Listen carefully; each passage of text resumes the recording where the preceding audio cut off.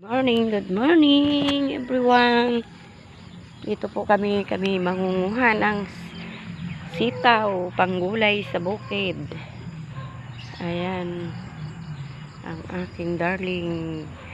Sumama ang aking sitaw. Nagpangit siya. Gawa ng hangin. Ayan. Ang sitaw-sitaw ay pumangit ang bunga. Gawa ng hangin. Hindi kanya dapat puti. Napili, tanggalin ko. Ay, baka mamuti pala eh. Napilipit. Namimilipit sa sakit. Ay pa oh. Yun. Yan, ang daming bunga pa rin naman kahit siya hinampas ng hangin. Ayan pa sa baba pa. Ay, nako. Good morning. Thank you po sa mga nagsusuporta sa akin. Kami ay mangunguha ng gulayin para mamaya magulayin namin sa bukid.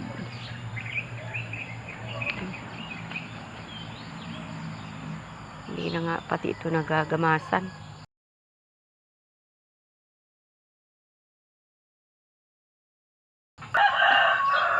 Ari pa.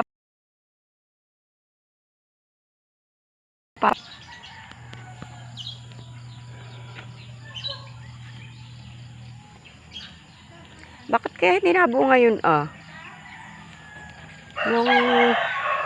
yung isang kanay sitaw, ba't lumago ng ganoon? Ano pa? Maabal. Hindi pa, ibang klase pati ang pagkasitaw niya. Parang hindi ganito. Ay, ari pa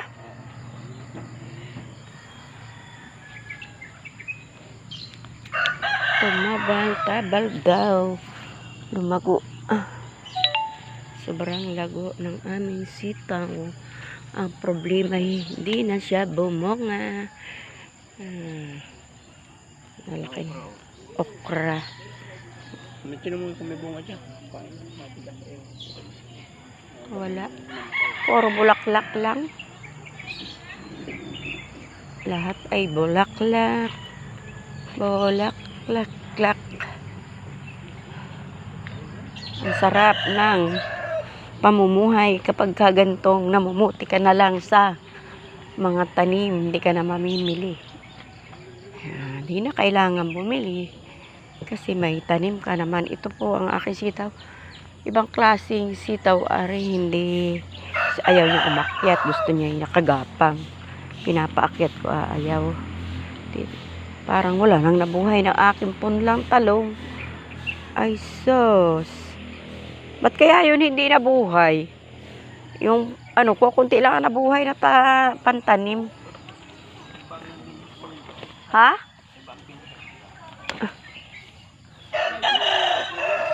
Ari mga okra. Saan pa? Ay, ayun. Ikaw kumuha. Ang talas eh.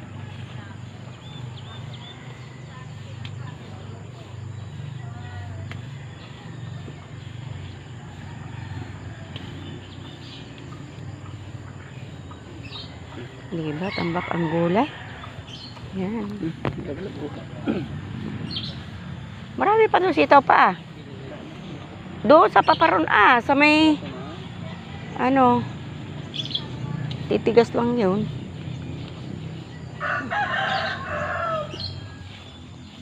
Aray, ang daming lamok.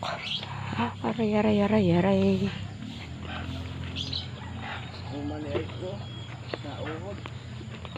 Oo nga. Alam, pang-spray. Nakay tutoy ang pang-spray. Ayan pa, laki ng okra Ito.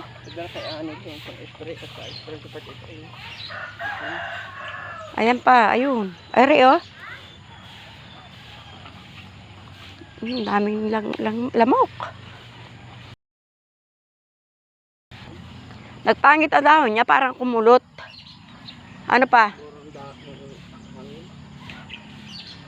Yan guys, napakarami namin nakuhang gulay. Okay guys, bye-bye. Thank you for watching. Thank you po sa suporta. Bye-bye.